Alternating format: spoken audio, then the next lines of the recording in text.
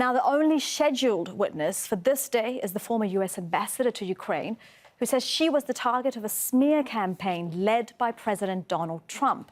Marie Yovanovitch arrived on Capitol Hill just a few minutes ago, and she is the third witness to speak publicly about the events surrounding Trump's now famous phone call with the Ukrainian leader in July.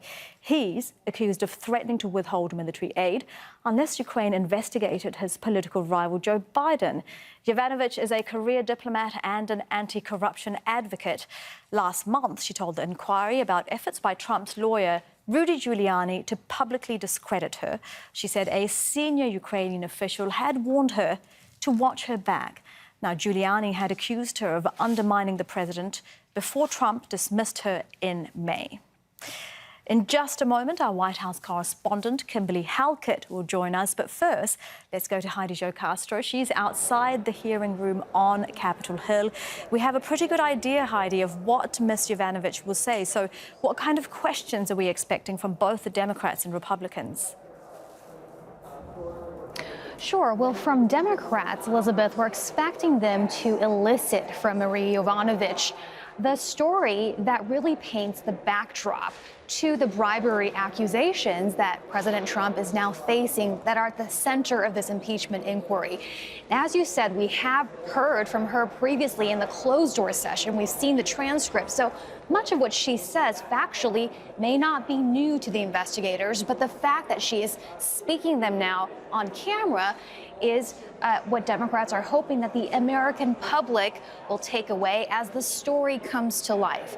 And what she's expected to say is that back in early spring, she was made aware of this irregular channel of U.S. foreign policy. At that time, it was headed by Trump's personal attorney, Rudy Giuliani, and she has said that he was meeting with Ukrainian officials, and that the context of this was Ukraine had an incoming president, which Marie Yovanovitch said she had a lot of faith in. She was fighting corruption from the previous administration, but elements of that previous Ukrainian administration were meeting with Giuliani, trying to curry favor, and to do that, she says that they were spreading lies about her, potent lies that she knew President Trump was sensitive to. They said that she was against Trump, that she was advocating for his impeachment. And apparently, Giuliani took those statements back to his boss, the president, and eventually that led to Yovanovitch's ousting in May after more than 30 years of service in the Foreign Service to the U.S. Now, she was out of the picture by then, Elizabeth, and that is something that Republicans will surely point to. She wasn't present for the future events, or the later events that unfolded, including the accused quid pro quo from the president toward Ukraine, and you'll very likely see the line of questioning from Republicans focused on that. Heidi, thank you for that. For now, that is Heidi Zhou-Castro live on Capitol Hill. Let's bring in our White House correspondent, Kimberley Halket. President Trump has ridiculed Marie Yovanovitch in the past, Kimberley, and he's been busy tweeting his thoughts about the inquiry now. Yeah, ridicule to say the least. The U.S. president referring to her, in fact, as bad news was the phrasing that I believe he used. And he didn't say it just once. He said it multiple times. So he really doubled down on what essentially the investigators on Capitol Hill are trying to highlight throughout the former U.S. ambassador to Ukraine's testimony. And that is that there was this very broad and sweeping smear campaign, if you will, that was first put in place by the president's own personal attorney, Rudolph Giuliani, highly irregular considering he's outside normal diplomatic channels.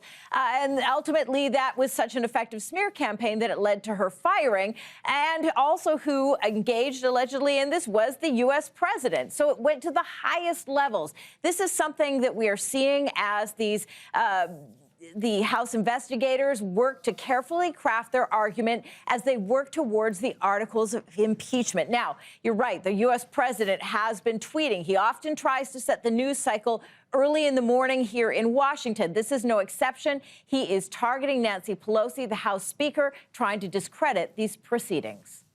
Kimberley, thank you for that. For now, that's Kimberley Halket live in Washington, D.C.